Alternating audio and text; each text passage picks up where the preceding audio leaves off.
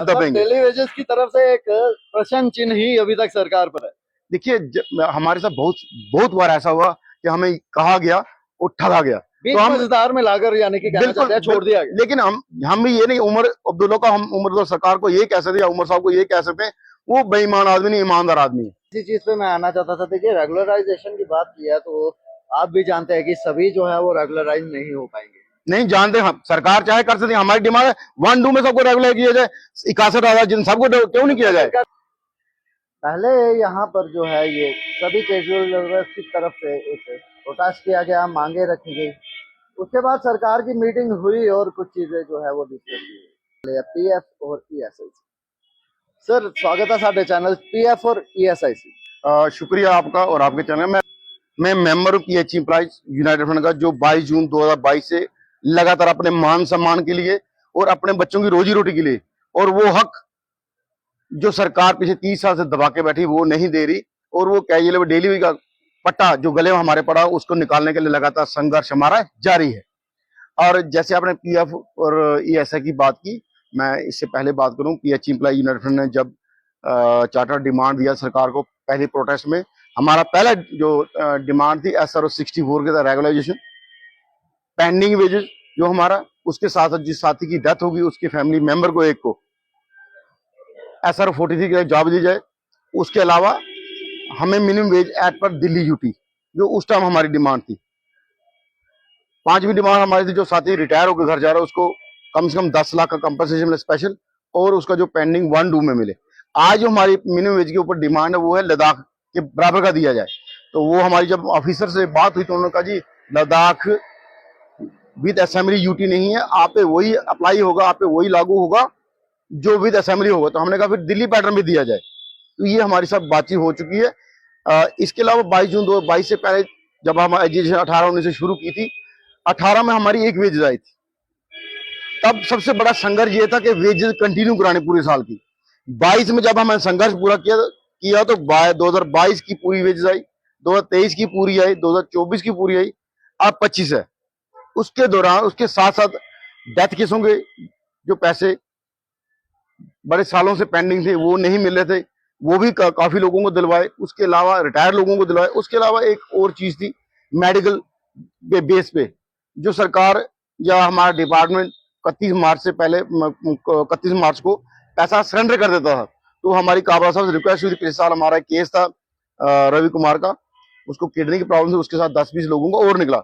इस साल जो निकला, इस साल कम से कम 1100-1200 लोगों का निकला जिन्होंने एप्लीकेशन मूव की थी अपनी, जिनकी किसी की बेटे की शादी थी या किसी को मेडिकल की प्रॉब्लम या कोई और प्रॉब्लम थी जो उसने एप्लीकेशन मूव की। उसमें मेरे जैसे भी कई लोग साथी हैं जिनको 1250 लोगों में जिनको फायदा हुआ।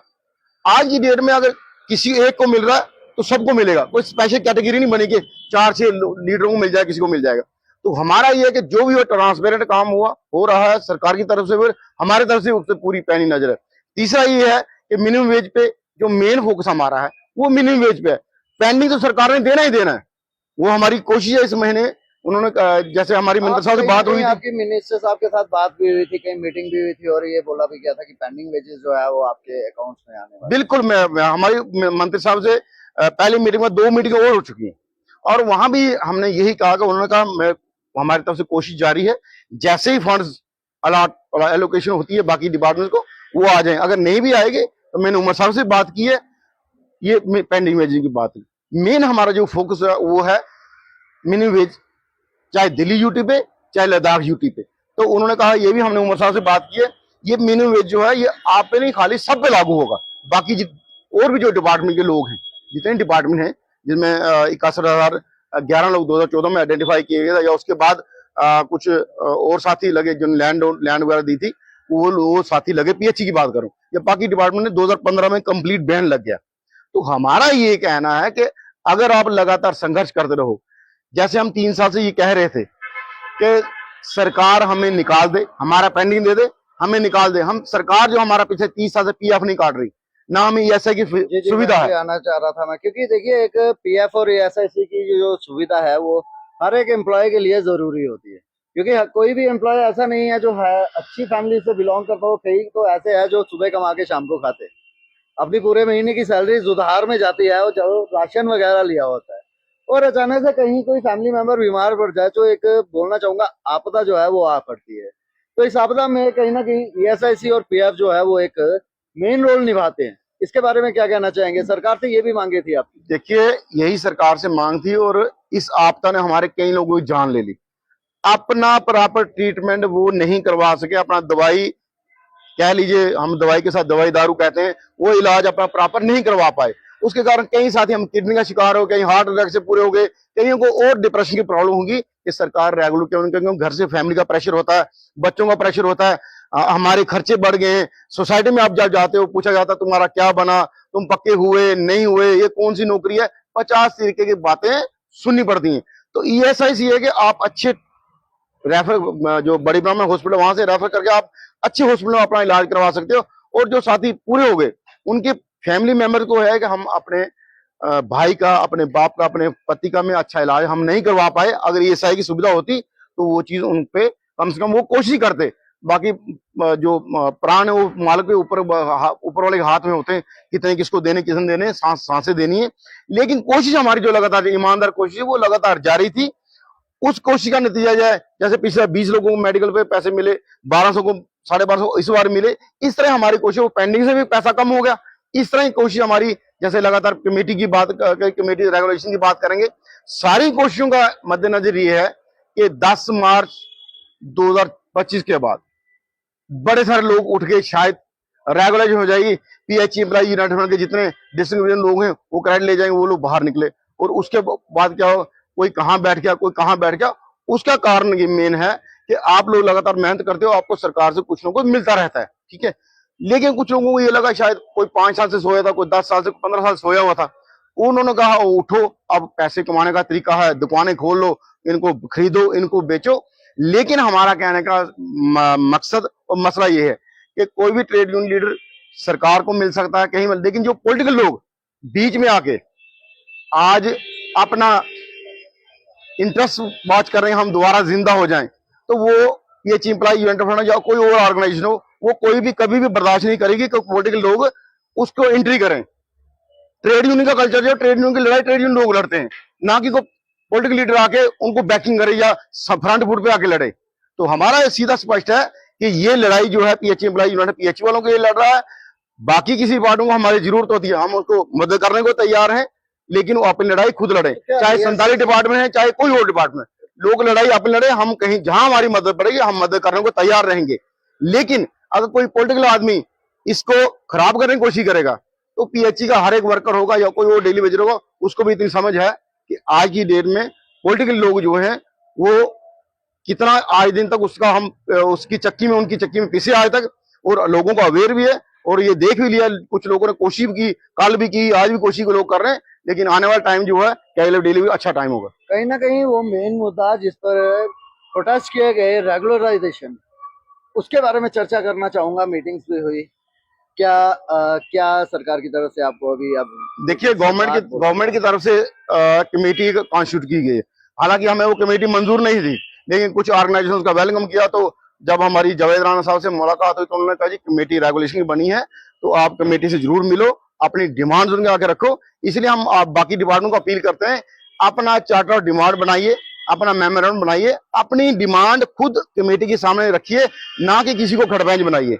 कुछ पॉलिटिकल लोग आज उठ के, जैसे मैंने पहले कहा, उठ के वो सोचते हैं कि हम लोगों को जैसे पहले गुमराह किया ऐसे गुमराह करें, तो कैगले डेली वेजर गुमराह होने वाला अब नहीं है। उसको समझ आ चुकी है कि हम वो लोग अपनी लड़ाई खुद लड़ सकते हैं। जैसे हमारे कई लैंड ओनर साथी थे, पीछे हमारे पास आए तो कहते हैं हमने जी अलग बात करनी है, चीफ सेक्रेटरी साहब के पास जाना, किसके, हमने कहा जा सकते हो, हम किसी को क्यों मना करेंगे। जिसमें अपनी बात रखनी, अपनी बात अच्छी तरह रखने की हिम्मत है, वो जाए बात करे, उसको क्या परेशानी है। लेकिन हम पीएचई के लिए स्पेशल कहते हैं, पीएचई एक एसेंशियल सर्विस है, और उस एसेंशियल सर्विस में सबसे बड़ी क्या है कि अगर पीडीडी को एसेंशियल सर्विस मिल रही है तो हमको क्यों नहीं मिलनी चाहिए। ये हमने एक एक्स्ट्रा डिमांड है। बाकी हमारी डिमांड है सबकी, अगर हमारा पेंडिंग आए तो बाकी डिपार्टमेंट का पेंडिंग भी आएगा, अगर हमें पॉलिसी मिलेगी तो बाकी को मिलेगी। लेकिन एसेंशियल सर्विस जो है वो पीएचई का 30 साल से रोका हुआ, और जैसे पीएफ और ईएसआई का ये चीजें हमें नहीं मिल रही थी। तो हमारे जद्दोजहद से, हमारे संघर्ष से आज कम से कम पॉसिबिलिटी हुई कि सरकार की तरफ से एक नोटिस निकाल के पूछा गया कि इसमें कितना खर्चा आया, क्या क्या चीज हम दे सकते हैं। तो शुरुआत कहीं ना कहीं हुई, रफ्ता रफ्ता हुई, लेकिन हमारी कोशिशें जारी हैं, हम पीछे हटने वाले। हमारी मेन डिमांड जो है रेगुलर पॉलिसी अंडर सर 64, या सरकार कोई नई चीज बनाती है वो, लेकिन उसमें सारी फैसिलिटी वो हो कि क्लास 4 जो पहले लोग रेगुलर हुए, वो क्लास 4 एम्प्लॉयज की सारी फैसिलिटी हमें मिलनी चाहिए। तो क्या लगता है एएसआईसी और पीएफ की फैसिलिटी सरकार ने, जैसा कि अभी आपसे पूछा है, तो कितनी जल्दी दे पाएंगे आप? देखिए, हमारी लगातार मीटिंगें जारी हैं। कई मीटिंगें हम ऑफिसरों से हम मीडिया में बताते नहीं, या फेसबुक अपने ग्रुपों में डालते नहीं है। कुछ चीजें अभी प्री मैच्योर है, जब हम मैच्योर हो जाएंगे तो हम मीडिया के सामने रखेंगे, अपने साथियों के सामने रखेंगे। लेकिन हमारी कोशिश लगातार जाए। ईएसआई और पीएफ कटना बहुत बड़ी बात है।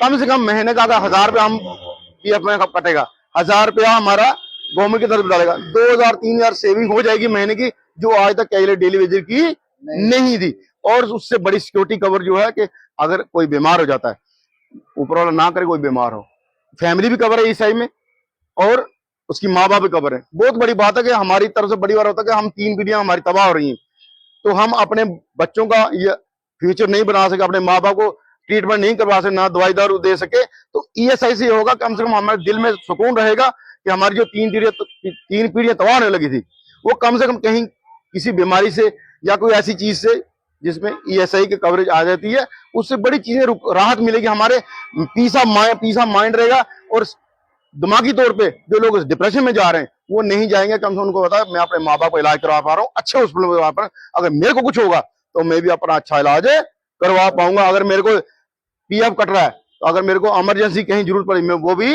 निकाल सकता हूँ। ये कहीं ना कहीं थोड़ा राहत है, लेकिन ये उन लोगों के लिए है। ये हमारी मेन डिमांड रेगुलेशन, जो रेगुलाइज हो जाएगा उसको रेगुलेशन के सारे बेनिफिट मिले। जो साथी नहीं, जब सरकार को स्कीम बनाती है 10 साल की 8 साल की जितने बनाती है, जो उसमें नहीं होंगे ये ईएसआई पीएफ और जो बाकी चीजें उनके लिए। जी, इसी चीज पे मैं आना चाहता था। देखिए, रेगुलराइजेशन की बात की है तो आप भी जानते हैं कि सभी जो है वो रेगुलराइज नहीं हो पाएंगे। नहीं जानते हम, सरकार चाहे कर सकती है। हमारी डिमांड है 1-2 में सबको रेगुलर किया जाए, 61,000 जिन सबको क्यों नहीं किया जाए। सरकार करेगी? देखिए सरकार, मेरा सवाल सिर्फ एक ही रहेगा, क्या सभी जितने भी पीएचई डेली वेजेस हैं उन सभी को सरकार रेगुलराइज करेगी? मैं पीएचई के अलावा जितने बाकी डिपार्टमेंट उनकी बात भी कर रहा हूँ, सबको रेगुलर क्यों नहीं करना चाहिए। वो हकदार है रेगुलेशन के। हम इसीलिए सेंटर से भी डिमांड करते हैं कि माननीय प्रधानमंत्री जी अगर आर्थिक मदद के नाम पे बर्मा, भूटान, अफगानिस्तान को मदद कर रहे हैं, तो जम्मू कश्मीर के लोगों को मदद क्यों नहीं कर रहे हैं। हम उनके अपने लोग हैं, देश के लोग हैं। एक स्पेशल पैकेज पीएचई कैजुअल हो या बाकी डिपार्टमेंट कैजुअल हो, उनके लिए क्यों नहीं होना चाहिए। जितने Jammu Kashmir casual daily Vaser हैं उनके लिए एक पैकेज मोदी साहब दे सकते हैं और रेगुलाइज कर सकते हैं अगर वो चाहें तो।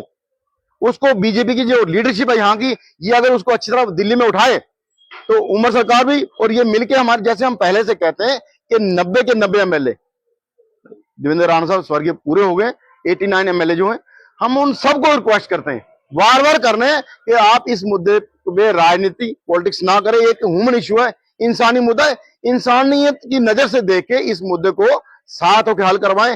जो जम्मू कश्मीर सरकार का रोल है वो अपना रोल निभाए, जो एलजी साहब का रोल है वो अपना रोल निभाए, और जो केंद्र सरकार का रोल है स्पेशल पैकेज देने का वो रोल निभा के इन 60,000 61,000 परिवारों को राहत दें। तो कहीं ना कहीं नेशनल कॉन्फ्रेंस की सरकार से खुश हैं आप, क्योंकि आश्वासन आप सभी को दे दिया गया है, टीम गठित कर दी गई है और कार्रवाई भी जो है वो चल रही है। आपको लगता है हम आश्वासन खुश होने वाले लोग हैं? हम प्रॉपर जब तक रेगुलेशन नहीं होगी, जब तक ज्वाइनिंग रिपोर्ट शुरू नहीं होगी, तब तक हम ना रुकेंगे, ना झुकेंगे, ना बिकेंगे, ना दबेंगे। डेली वेजेस की तरफ से एक प्रश्न चिन्ह ही अभी तक सरकार पर है।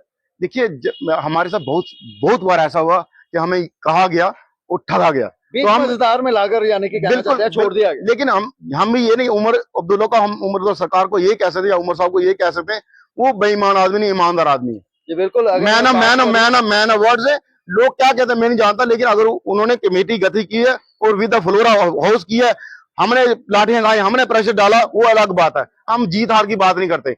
वो सरकार के मुखिया हैं, वो अपन रोल निभाएं। अगर केंद्र सरकार नहीं करती, आप अपन रोल निभाइए, हम केंद्र तक अप्रोच करेंगे, वहां भी गिड़गिड़ाएंगे, क्योंकि अब 60,000 परिवारों 61,000 परिवारों का जो भविष्य है, ये 60,000 फैमिली का भविष्य है।